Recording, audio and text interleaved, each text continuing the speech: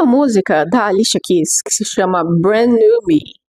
E a parte final da música, traduzida para o português, diz assim: eu não preciso da sua opinião, eu não estou esperando pelo seu ok. Eu nunca vou ser perfeita, mas ao menos agora eu sou corajosa. Agora meu coração está aberto e eu finalmente posso respirar. Não fique com raiva, é apenas um novo tipo de liberdade. Não é mal. Eu encontrei um novo tipo de mim. Não fique com raiva, é apenas um novo tempo para mim.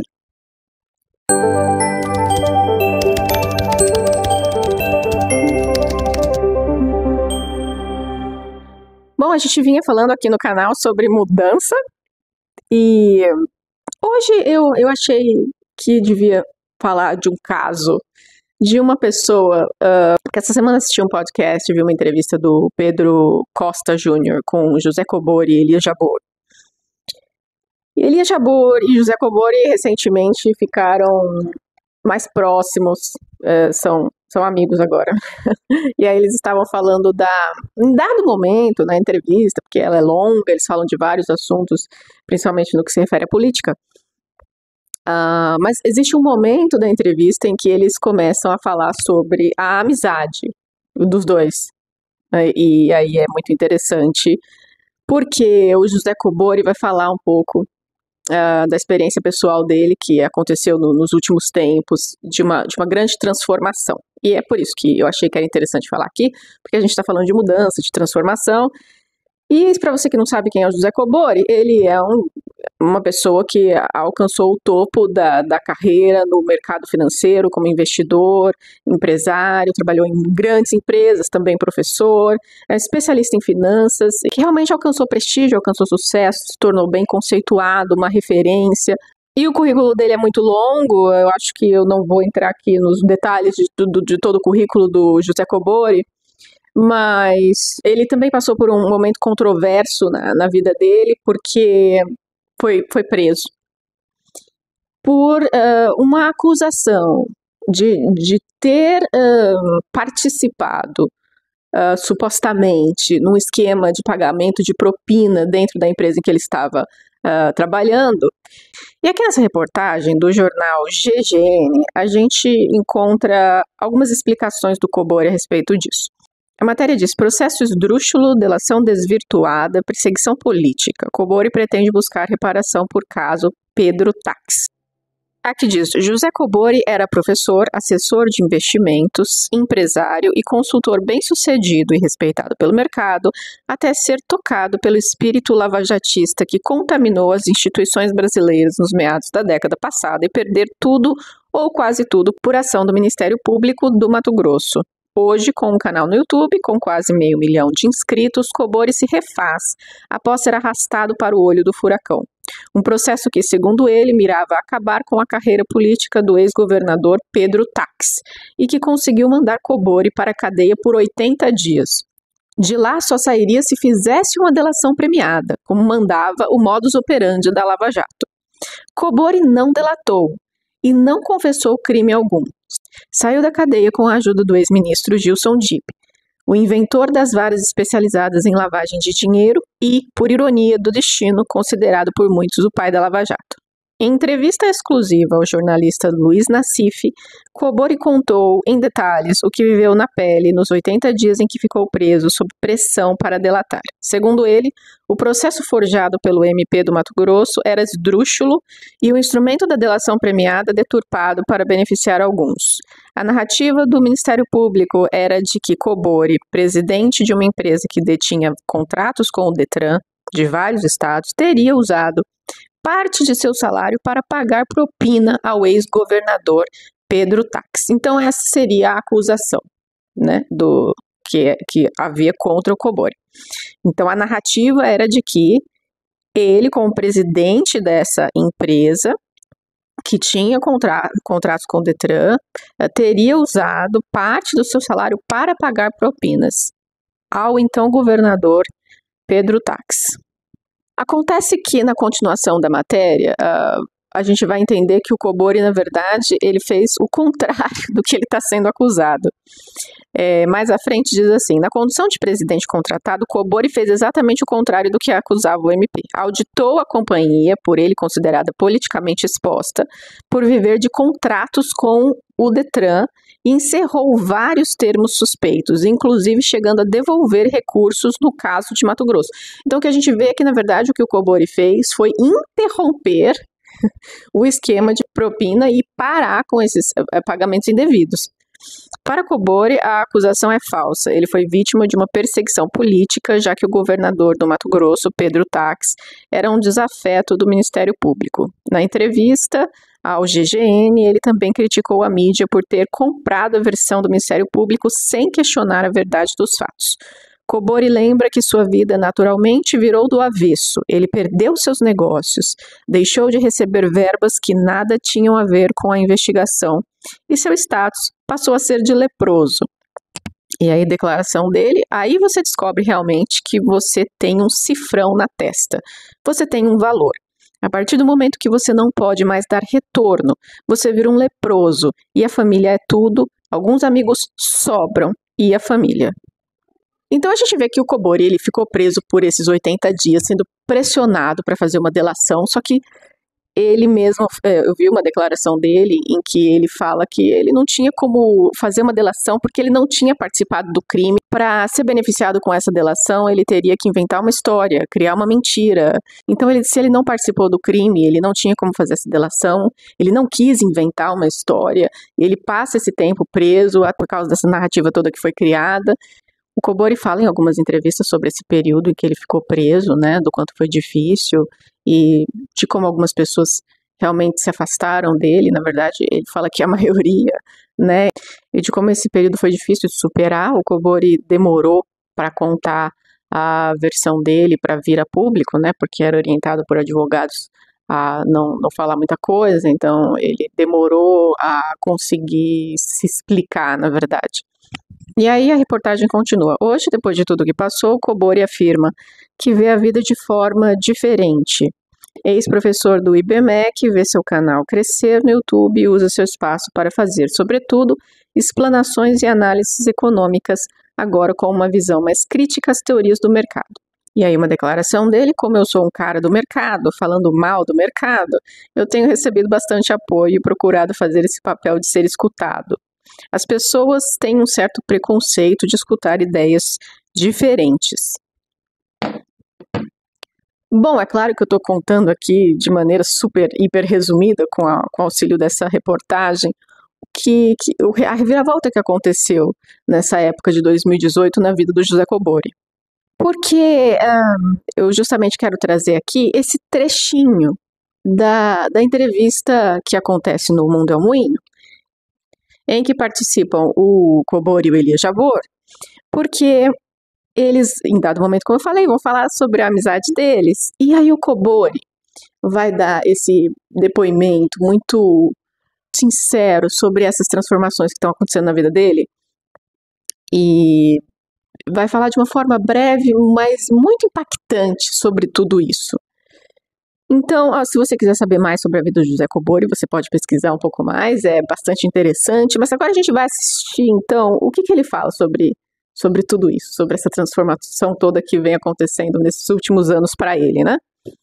Então, eu separei aqui um trechinho em que o Elias fala sobre a importância da amizade do José Kobori nesse momento, e aí, então, eles vão começar a abordar justamente esse assunto da amizade e dessas mudanças que aconteceram na vida do Kobori.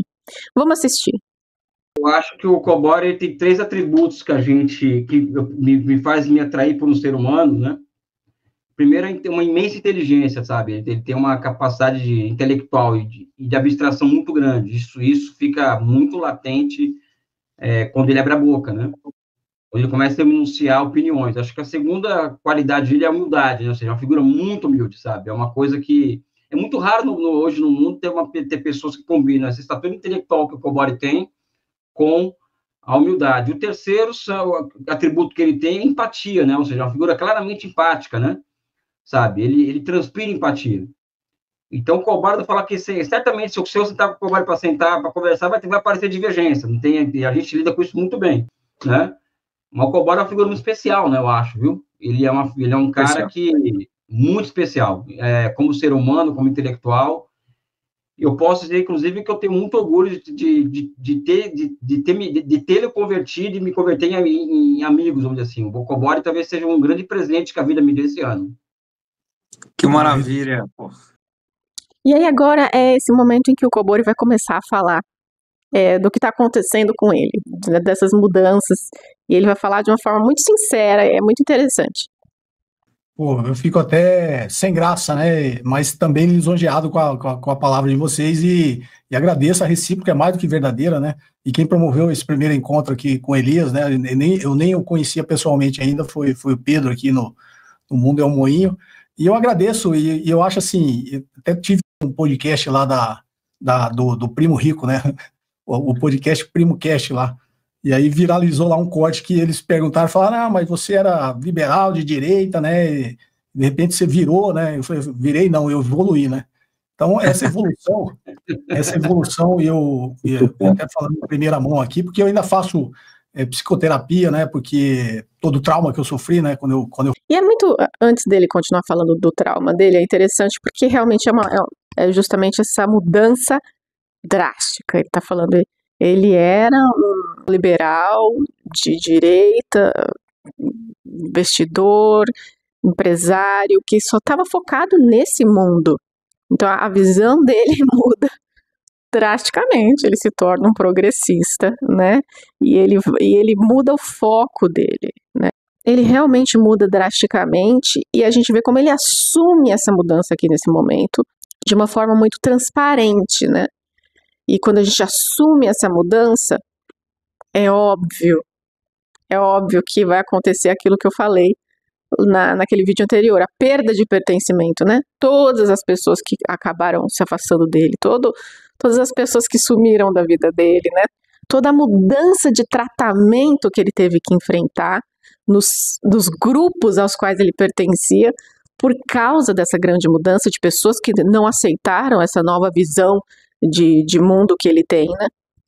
Todo o trauma que eu sofri, né, quando eu fui preso, e o Elias também eu também tenho uma certa neurodivergência, descobri depois de velho também, né, descobri acho que há 2 anos atrás, né, que eu sou neurodivergente também, e aliado com essa psicoterapia que eu faço, eu vou fazendo essa integração, e eu acho que tem muito a ver com o lado emocional, entendeu? Eu, como oriental, como japonês, né, eu sofri muito na infância, e eu aprendi a bloquear as emoções lá quando eu era criança, e sempre fui muito racional, né?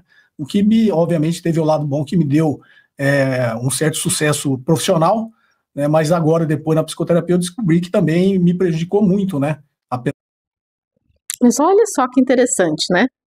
Quanta coisa ele está falando aqui.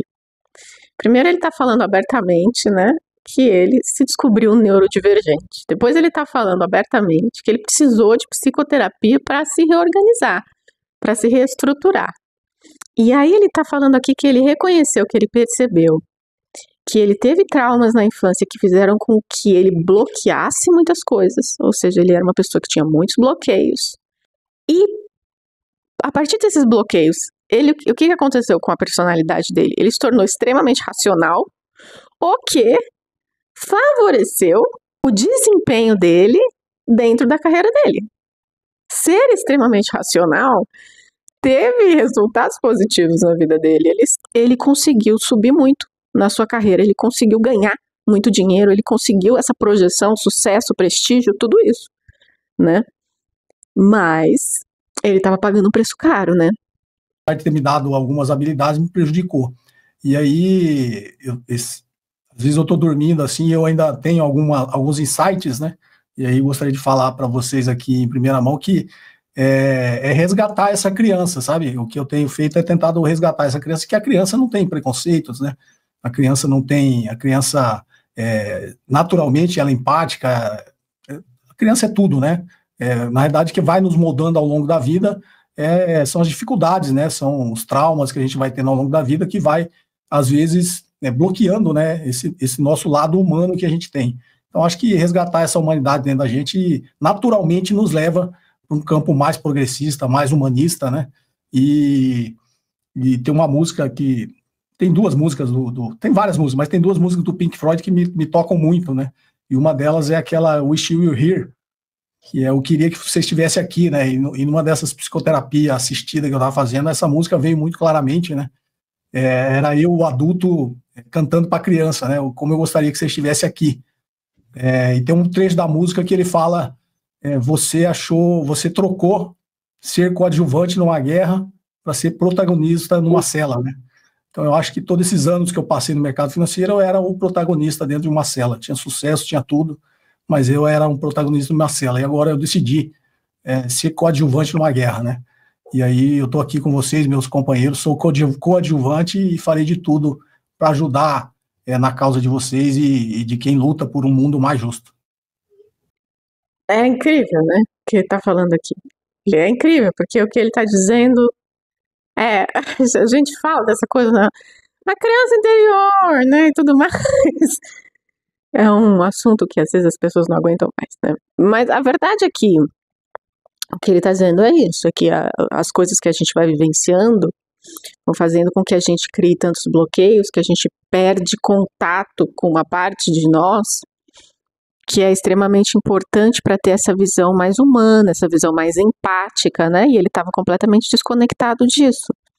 Então, o que ele diz aqui, que em dado momento ele começou a perceber isso, e a gente percebe de maneiras inusitadas, como ele, né? Que teve uma música que de repente ele se lembrou e isso trouxe para ele essa percepção de que ele não tinha mais contato com aquela criança que ele era, que ele tinha bloqueado demais aquela criança que ele era, né?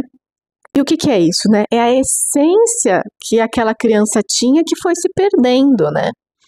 É muito interessante porque quando a gente começa a se lembrar, na nossa infância a gente tem uma percepção, uma proximidade maior da nossa essência mais genuína, mais verdadeira. E se a gente começar a lembrar das coisas que a gente fazia na infância, a gente começa a perceber isso. Os momentos em que você, na sua infância, se sentia mais feliz, mais alegre, se sentia muito você, eles dizem muito sobre essa sua essência, sabe? Se eu, por exemplo, pensar na minha infância, tinha momentos em que eu me sentia muito plena. Por exemplo, com qualquer coisa que tivesse ligada à arte. Eu me sentia muito plena pintando, desenhando, dançando. Eu gostava muito de todo tipo de criar movimentos corporais, de dança. Gostava muito de cantar. Então, tudo que era muito ligado à arte e a criar. Eu gostava muito de criar também.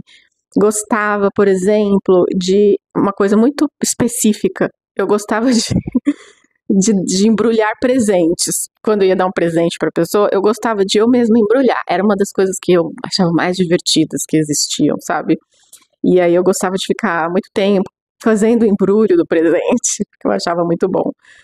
Então, assim, essas coisas bobas que a gente fazia na infância, elas dizem muito sobre quem a gente é. Por que será que eu me sentia tão plena quando eu fazia qualquer coisa que tinha que criar, que inventar, né, que usar a imaginação? Por que será que eu me sentia tão feliz quando eu embrulhava um presente para alguém? Eu acho que vale a pena pensar sobre isso. Sobre as coisas que a gente fazia na infância, que faziam a gente se sentir muito bem, muito a gente mesmo, sabe? Em que momentos você se sentia muito você na sua infância, que dava aquele sentimento assim de, nossa, isso aqui sou eu gosto muito de ser assim, né? Então tem algumas coisas que a gente fazia. Eu, por exemplo, gostava muito de escrever redações também, e eu passava muito tempo refazendo as frases das redações para que elas ficassem melhores, e ficava reescrevendo, procurando a palavrinha mais certa, mais adequada para cada frase. Então, todas essas coisas, elas dizem muito sobre a gente, só que a gente vai se distanciando. A maneira como você reagia às situações, mesmo as situações em que você se sentia ofendido na sua infância, ou que você sentia medo, elas dizem algumas coisas, às vezes, boas sobre você. Entende? As suas reações negativas na sua infância, muitas vezes, dizem algumas coisas boas sobre você. E dizem também sobre as suas fragilidades. Mas tudo bem, a gente tem fragilidades, né? E é muito importante a gente também perceber como que aquelas fragilidades foram se desenvolvendo com o tempo e respeitar as nossas imperfeições, né? É muito importante respeitar as nossas imperfeições, porque se a gente quer trabalhar essas imperfeições, se a gente quer lapidar essas imperfeições, se a gente quer transformar essas imperfeições em outras coisas melhores, mais maduras, a gente precisa olhar para isso com cuidado e com respeito. E o Kobori está falando aqui das suas imperfeições, né? Ele está falando que eu era uma pessoa que tinha bloqueios. Eu tinha uma visão somente racional. E aí a gente percebe que ele passou a ter um olhar gentil dele mesmo, né? De perceber, ok, você passou aí por momentos em que você precisou bloquear, porque você estava bloqueando também as suas dores, né? Então, de fato, olhar para a infância, olhar para a criança é necessário, porque ali a nossa essência ela estava em ebulição, ela estava se preparando para florescer. Mas muitas coisas que vão acontecendo, muitos eventos, muitas experiências, muitas vezes traumáticas, como ele está dizendo, muitas vezes que doem demais, fazem com que aquela essência que estava pronta para florescer e para crescer e para se desenvolver, ela se recolha. E ela se bloqueie, ela se paralise. E tudo isso, né? Então, como que a gente faz para ter contato com aquela essência de novo, né? Que já mostrava muito do que de melhor a gente tinha para ser e para oferecer e tudo mais, né? E é muito lindo, eu achei lindo isso que o Kobori fala, de que ele tinha se tornado protagonista numa cela, né? Ele alcançou um sucesso absurdo. Ele é uma pessoa que alcançou o topo. Ele, de fato, alcançou o topo, né? O Kobori, na sua carreira, é indiscutível que ele tenha vencido. Mas aí, quando ele começa a adquirir esse olhar mais humanista, quando ele passa por toda essa turbulência, por todos esses problemas, e ele fica esse tempo na prisão, quando ele começa a ter um olhar mais humano, ele percebeu que ele estava no topo, mas ele olhou em volta, né? Ele olhou em volta. E qual é o grande problema que a gente vive hoje no mundo, né?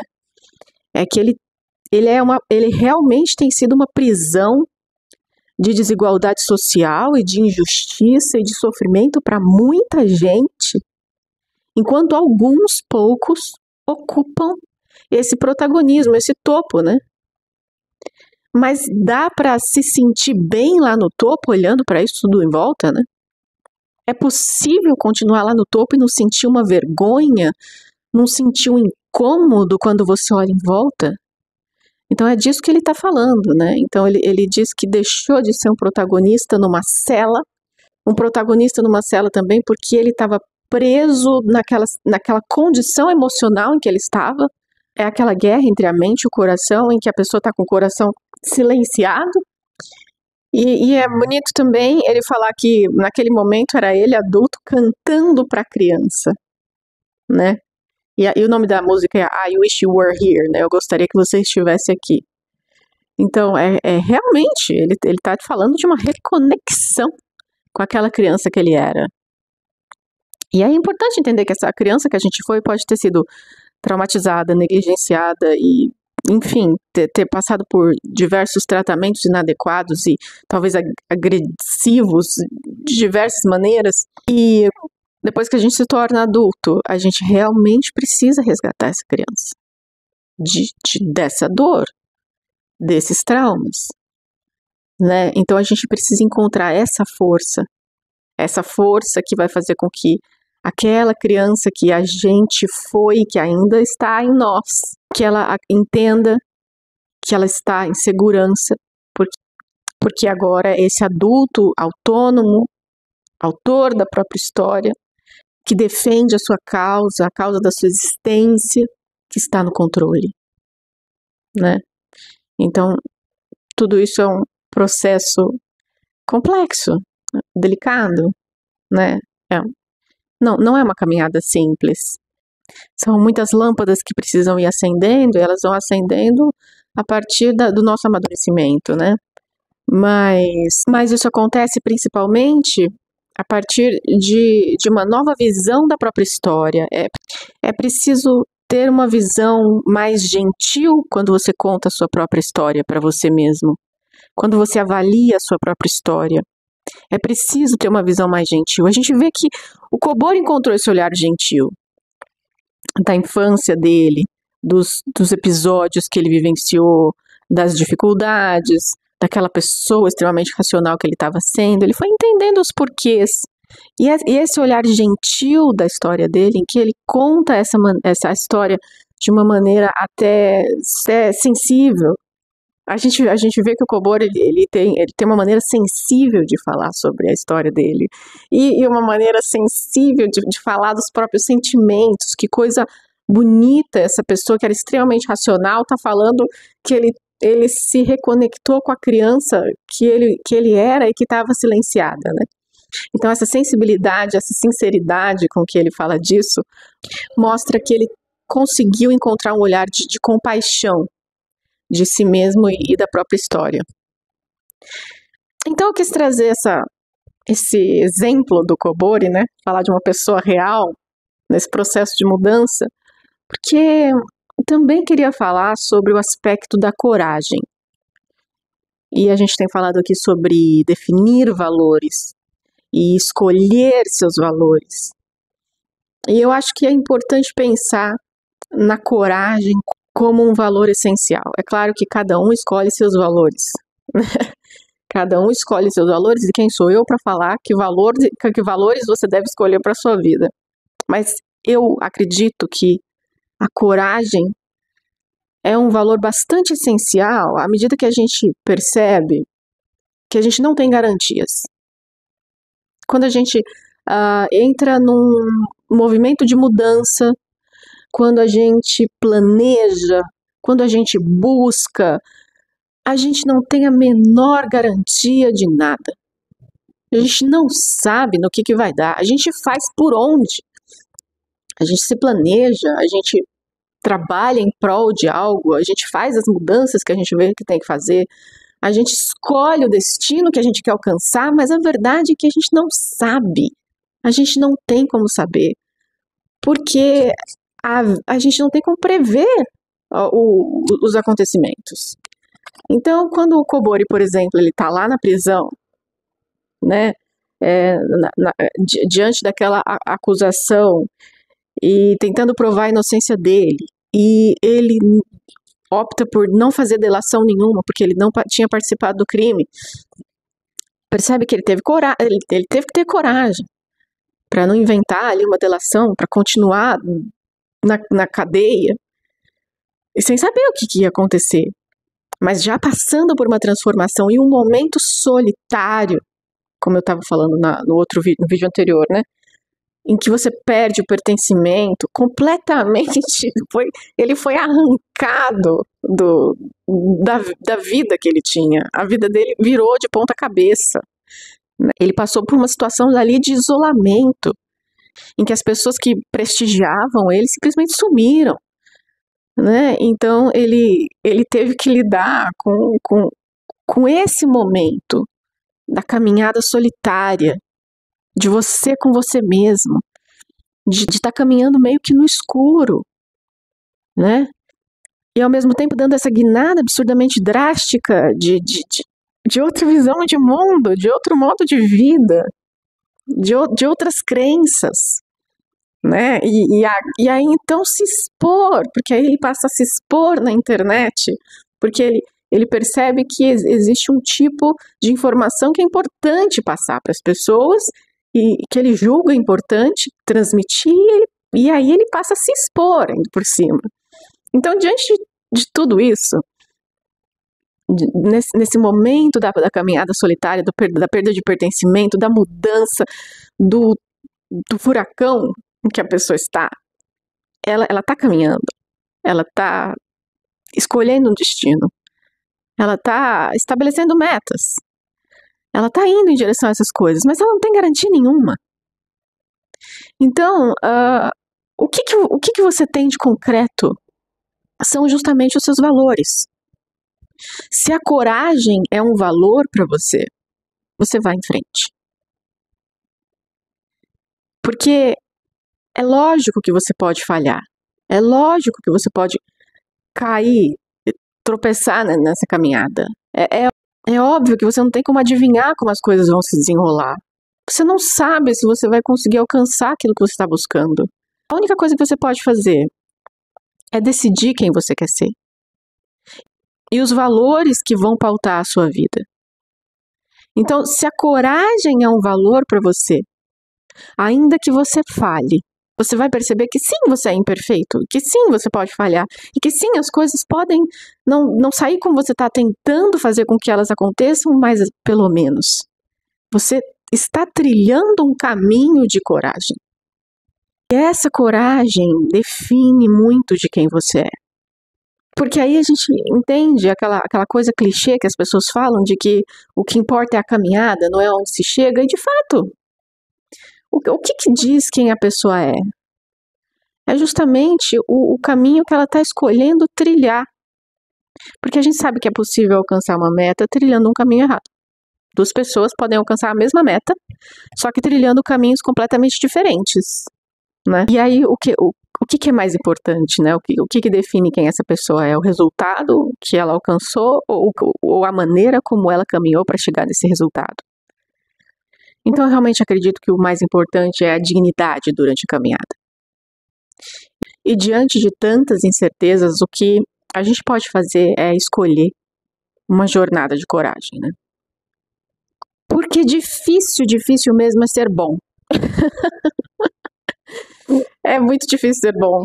Ser bom, fazer escolhas corretas, viver de uma maneira digna, justa, fraterna, solidária.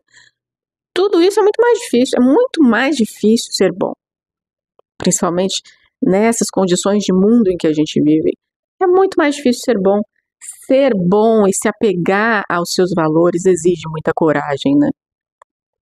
Mas ao menos existe o alívio de se saber que se está sendo inteiro e verdadeiro, né?